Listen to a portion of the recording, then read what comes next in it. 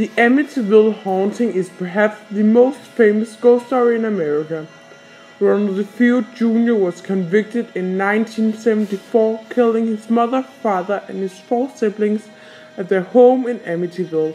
Reports indicate that the gun Ronald used didn't have a silencer, and there was no sign of trouble in the family.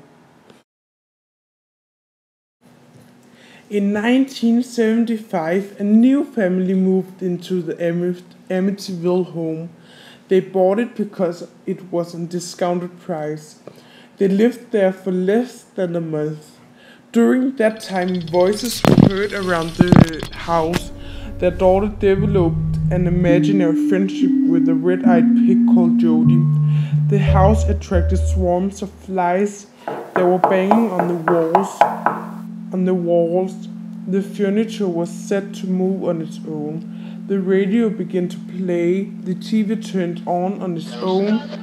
The news said that the daughter was killed in the house, but she wasn't. The candles were blown out.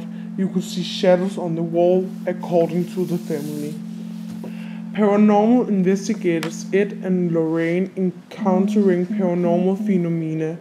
Ed Warren said that he was pushed to the floor of the basement by an unknown force. The house still stands today, although recent owners says that it isn't haunted. The book The Amityville Horror and a number of films are based on the story. That was the story about Amityville haunting.